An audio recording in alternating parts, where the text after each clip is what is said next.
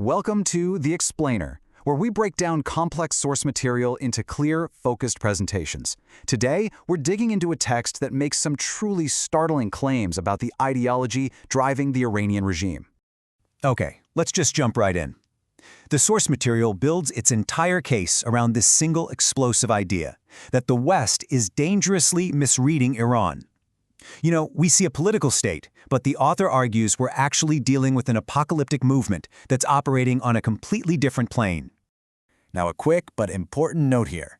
Our goal is just to explain the source's thesis. We aren't endorsing these claims, but we're going to break them down so you can fully understand the argument that's being made. So, the source kicks things off by arguing that ever since 9/11, the West has been almost entirely focused on Sunni extremist threats, like Al-Qaeda and ISIS.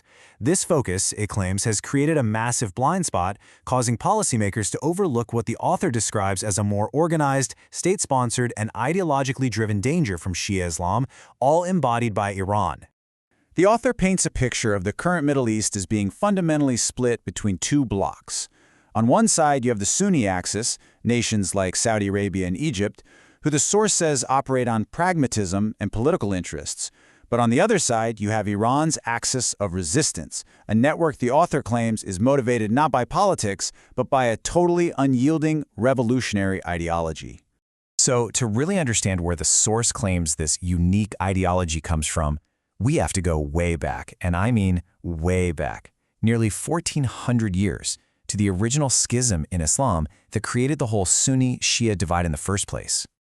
This timeline here lays out the key moments the source points to. Starts with a succession crisis, right? But then it tragically escalates into the massacre at Karbala, and this becomes the foundational story of martyrdom for Shia identity. This narrative then leads to this core belief in a hidden 12th Imam, the Mahdi, who's going to return at the end of time. And as you can see, by 1501, this specific 12er Shia belief becomes the official state religion of Iran, which really sets the stage for everything that follows. So the really crucial point in the source is this fundamental difference in how they view leadership. For Sunnis, the leader, or caliph, is a political figure chosen by the community. But for Shias, the leader, the imam, is seen as divinely appointed, infallible, and the only truly legitimate ruler. This belief in divine right is absolutely central to the author's argument about modern Iran.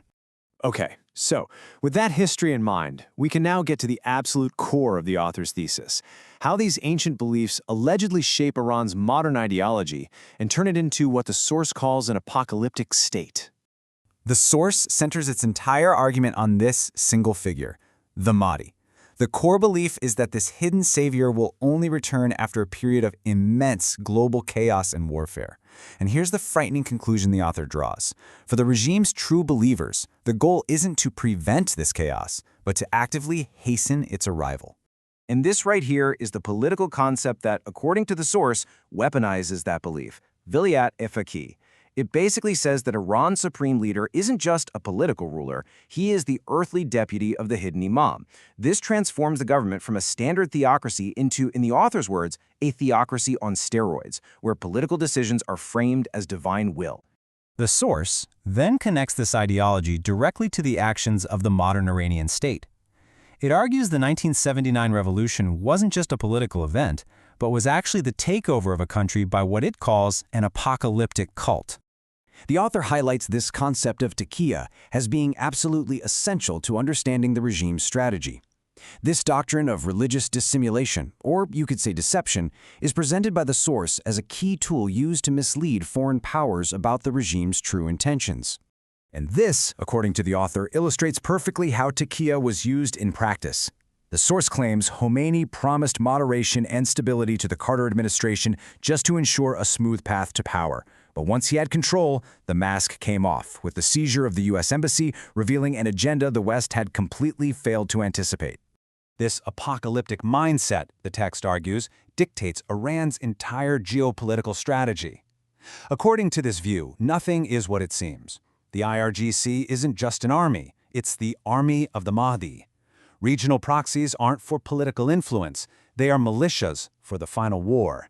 And the nuclear program? It's not a deterrent, it's what the source calls insurance for the apocalypse. So what is the source's ultimate takeaway from all of this?